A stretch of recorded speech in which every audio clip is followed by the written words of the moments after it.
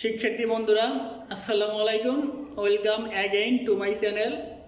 আজ আমরা আলোচনা করব অক্সিলিয়ারি ভার্ব অর্থাৎ সাহায্যকারী ভার্ব না থাকলে আমরা অ্যাসার্টিভ সেন্টেন্সকে কিভাবে ইন্টারোগেটিভ সেন্টেন্সে রূপান্তর করব।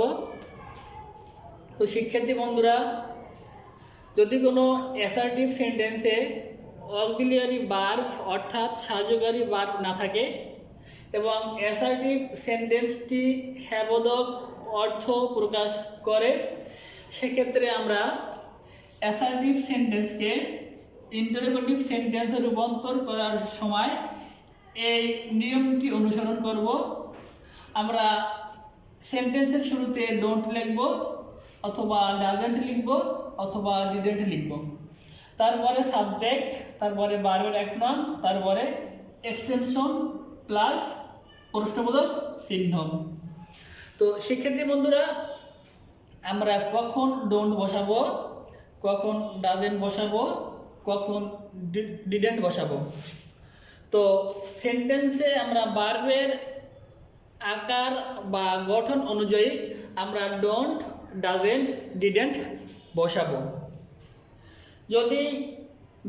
যদি সেন্টেন্সে ভার্ব হয় প্রেজেন্ট ফর্মের, তাহলে বসাবো ডোন্ট।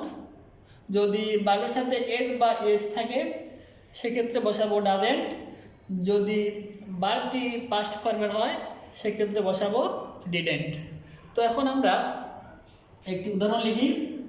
They play football.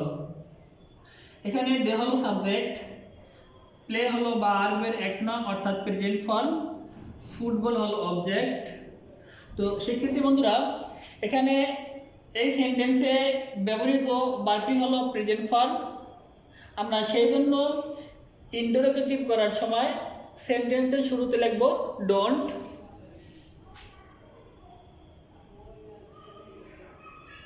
তারপরে লিখব সাবজেক্ট দে, তারপরে ভার্বের এক নং প্লে, তারপরে এক্সটেনশন ফুটবল, তারপরে লিখব প্রশ্নবোধক চিহ্ন। তো শিক্ষার্থী বন্ধুরা, যদি আমাদের এই ভার্বের সাথে এস থাকে, সেক্ষেত্রে আমরা এখানে কি লিখব? যদি ভার্বের সাথে এস থাকে, সেক্ষেত্রে আমাদের এই সাবজেক্ট আবার চেঞ্জ হবে। He plays football. এখানে he third person singular number, সেই জন্য ভার্বের সাথে একটা এস যুক্ত করা হয়েছে। তো যদি আমাদের ভার্বের সাথে এস থাকে, সেক্ষেত্রে আমরা ইন্টারোগেটিভ করার সময় আমরা সেন্টেন্সের শুরুতে লিখব ডাজেন্ট,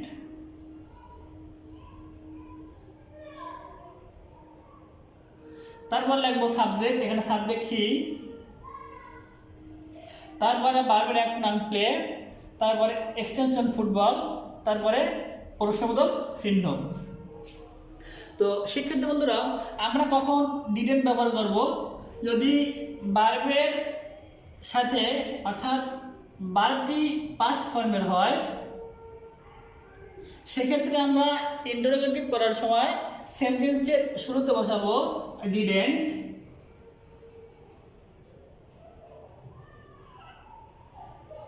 তারপরে সাবজেক্ট হি, তারপরে ভার্বের এক নং প্লেড, এর একটা হলো প্লে, তারপরে এক্সটেনশন ফুটবল, তারপরে প্রশ্নবোধক চিহ্ন।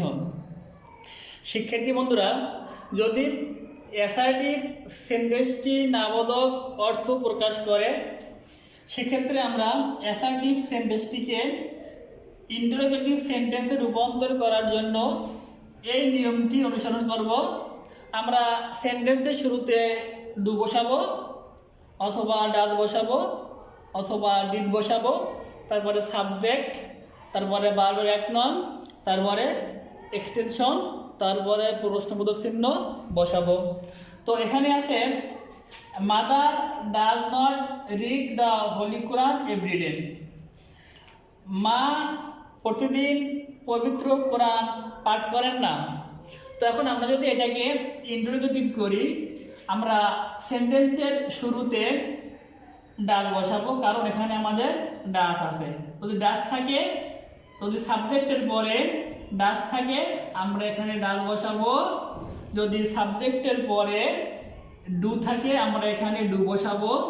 যদি সাবজেক্টের পরে ডিড থাকে, আমরা এখানে ডিড বসাবো। তো এখানে মাদারের পরে আছে ডাজ নট, আমরা সেজন্য ডাজ বসাবো, ডাজ। তারপরে লিখবো সাবজেক্ট মাদার, তারপরে ভার্বের 1 নং রিড, তারপরে এক্সটেনশন মানে বাকি অংশ যা আছে সব ঠিক রাখবো, দা হোলি কুরআন,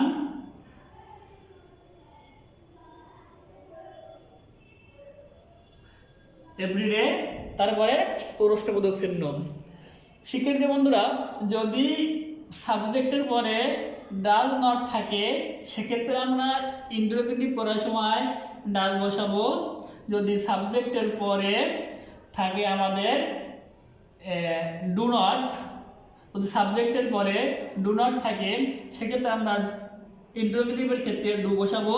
যদি সাবজেক্টের পরে ডিড নট থাকে, ডিড নট, সেক্ষেত্রে আমরা ইন্টারোগেটিভ করার সময় ডিড বসাবো। তারপরে বাকিটা এই দিয়ে অনুসরণ করব। তো শিক্ষার্থী বন্ধুরা, আজ এ পর্যন্তই। আল্লাহ হাফেজ।